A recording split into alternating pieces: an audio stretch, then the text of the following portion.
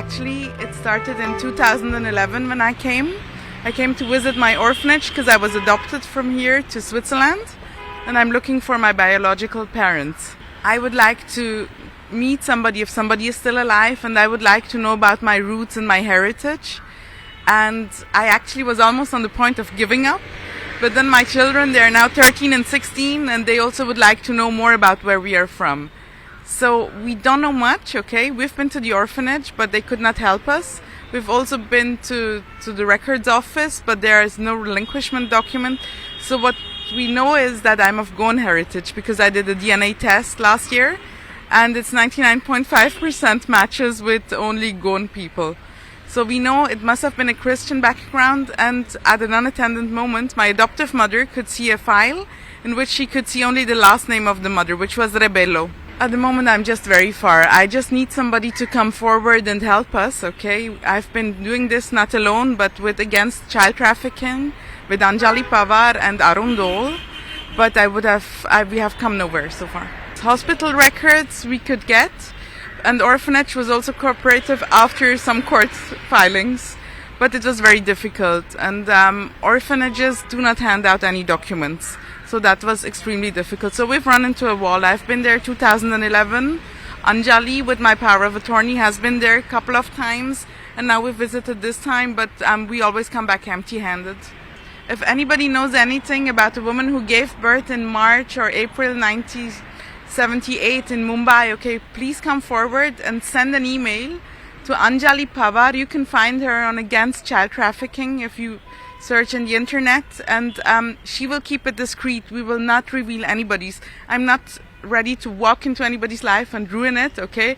I understand enough because my adoptive father was Indian, so I understand enough about the culture to know that this at the time must have been an issue, a socialist issue also. But we would just like to know more, so if Anjali can just get that contact, okay? We will handle things discreetly and, without shaming anybody at all.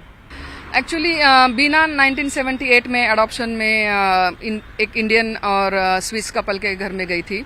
उसके बाद में जब वो वापस Switzerland चली गई तो 4 साल की उम्र से वो ढूंढना चाहती थी कि उसके बायोलॉजिकल पेरेंट्स कौन है, लेकिन तब वो कर नहीं पाई।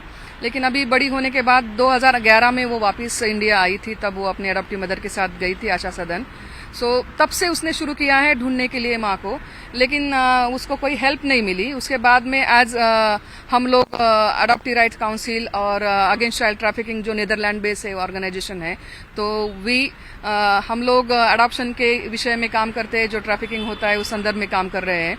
तो उसी सिलसिले में फिर हम लोग ये भी काम करते हैं कि जो भी अडॉप्टीज अपने बायोलॉजिकल पेरेंट्स को ढूंढना चाहता है या रिलेटिव्स को ढूंढना चाहता है, तो हम उनको असिस्ट करते हैं। तो वैसे ही बीना का केस हमारे पास आया। तो 2015 में मैंने पहली बार लिखा था हमारे स्टेट को, जो सारा करके है, उनको बोलते हैं स्टेट अडॉप्शन रिसोर्स अथॉरिटी, उनको लिखा था। फिर उन्होंने कोई हेल्प नहीं की, ना कि आशा सदन में भी उस वक्त कोई हेल्प नहीं किया। तो इसके लिए फिर हम लोग कोर्ट चले गए। कोर्ट से जो पावर ऑफ अटर्नी का इशू था वो रिजॉल्व करके लिया, और फिर वापस आशा सदन को लिखा, लेकिन उन्होंने जवाब दिया कि उनके पास कोई फाइल्स नहीं है, सारा डिस्ट्रॉय हो चुका है। तो फिर हम वही रुके, क्योंकि कोई चारा ही नहीं था रुकने के अलावा। लेकिन पैंडेमिक से पहले बीना के बच्चों ने भी पूछना शुरू किया, क्योंकि वो बड़े हो रहे हैं, अभी एक 16 का है, एक 13 उम्र का है।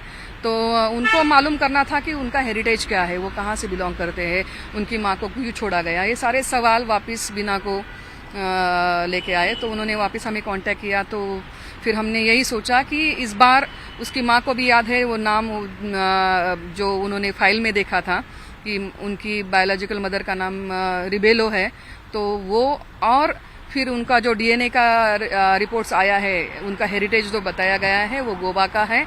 और गोवा से सारे जो भी रिश्तेदार सामने आ रहे हैं, डिस्टिंक्ट कजन्स, वो सारे पिंटोज, रिबेलोज और डिसूजा ऐसे ही नाम है, और एरिया का जो बता रहा है वो गोवा का ही बता रहा है। तो जो उनके माँ ने वो फाइल में देखा था और ये दोनों मैच हो रहा है। तो हमने डिसाइड किया कि इस बार वो यहाँ आए और मीडिया की हेल्प से अपनी माँ को ढूंढने की कोशिश करें।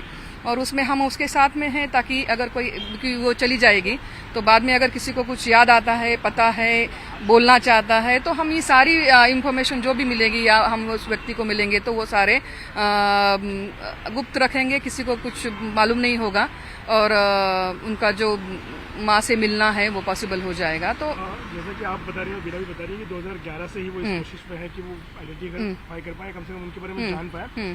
तो दिक्कत कहाँ आ रही है? सोशल स्टिग्मा ज़्यादा बड़ा हो रहा है या फिर एडमिनिस्ट्रेटिव इश्यूज ज़्यादा है सॉर्ट ऑफ करने में? एक्चुअली दिस स्टिग्मा तो है ही, पुराने ज़माने में वो था, लेकिन हमारे ये जो जितने हमने सारे केस किए हैं उसका अनुभव यही बता रहा है कि उस वक्त ये सारी माएँ एक वल्नरेबल सिचुएशन में थी।